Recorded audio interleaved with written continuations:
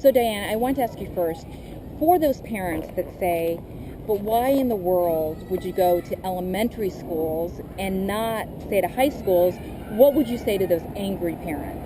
Yeah, I appreciate your question. That's a really good question. What I have found is that since I have been doing outreach for the preborn over these last 7 years, and which has been really intensified in the last 2 years, I did start out going to high schools, and I found that the vast majority of these high school students have already been indoctrinated with the pro-choice mantra, the abortion industry mantra, that it's a woman's choice. We've got all these nice positive phrases that everybody has locked into without thinking it through what being pro-choice really means. And so I decided to go down to the lower levels. And in addition to that, the reason I say that is because I've also been out at public events, and when I've had opportunities to talk to younger children, I have found that they're not traumatized, that they actually want to know what happened to the baby. When they see the image of the murdered baby, they want to know what happened to the baby. And so that's why I've made a decision to go to elementary schools, because we need to reach the younger ones before they're indoctrinated with the mantra. Because the abortion industry, Planned Parenthood is already in the junior highs and high schools, and in some states they're already in the elementary schools. And so that's why. So the bottom line is that you think by high school their opinions are already formed. Is that what you're saying? The vast majority of them, yes. They've already formed their opinion. And it's false information. And they've not learned to really think critically. And I want them to think critically about this subject and all subjects. What would you say to the parents? What would you say to the parents who are also very angry, as you know, about the pictures that you're actually showing? What would I say to them if they're angry? I would ask them, well, the number one thing I tell them is I want them to have compassion for their preborn. And I've gone to schools that are closest to these baby murdering centers. Like there's one, just one block, literally just one block down the road from here, there's one.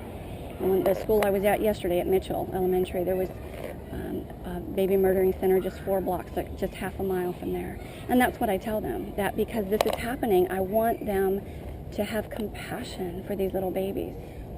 But some parents might say, that these images are simply too graphic for an 8 or 9-year-old. What would you say to those parents? Well, I'm discovering that they're really not, because I did a public event at the Zombie Fest down in Lakeland, Florida, and there were just dozens and dozens of parents that brought their children to the Zombie Fest.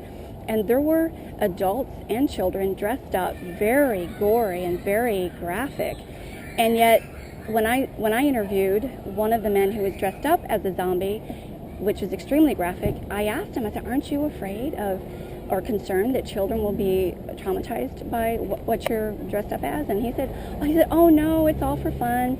The parents actually want their children to take a picture with me.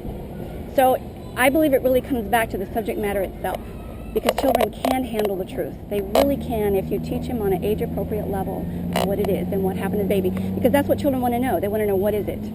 So we just want to explain to them what it is. But when you and I were talking earlier too, you said that you don't think that this picture is worse than any... Exactly. Can you say it in your words? I will, yes. Thank you. I forgot I did say that, yes. That this is no worse than what children are being exposed to on like cable television or video games, or or like I said, going to a zombie fest. Children are being exposed to far more graphic imagery than what this is here. And then, okay, thank you. And I wanted to, I also wanted to ask, because some parents might say, but what gives you the right to determine that these kids are old enough to learn about this? It really comes back down to the fact that every single one of us is fearfully and wonderfully made. We're all image bearers of God. And the Bible says that we are all fearfully and wonderfully made. And there's evidence in the Bible that we become a human being and our soul enters our body from the moment of fertilization. And because of that, we all have intrinsic value. It doesn't matter of our age, level of development, degree of dependency.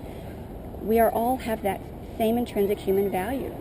And so I just believe that this information needs to be put out there for everyone to know. So Diana, in closing, what would you say in your own words to those because as you know, there's a lot of angry parents, and there's a lot of parents that are angry at you, Right. and principals. What would you say to them? I would just have them really think this whole thing through of what's really happening, to, really do their research. Like I've told children to look it up online. Do an internet search on abortion images. If you think this is false, start doing your research. Start thinking critically. You know, find out the truth for yourself. Because ultimately, you know, I want everyone, as many that are searching, to come into the saving knowledge of Christ. Because it is only really through that reconciliation to God through Christ that we will understand that this is murder, that the baby in the womb is an image bearer of God and deserves the same rights as all of us, as all postborn people. That's what I would tell them. Is there anything else you want to add? I just would like for anyone who would like to know more about what I do, would like to join me at some point or allow me to train them on being independent on their own to be an abolitionist, to contact me at tampaaha.com. Get in touch with me. Okay, thank you. And then I was going to ask you, so, you know, when I asked you earlier, I know you founded the organization 2 years ago.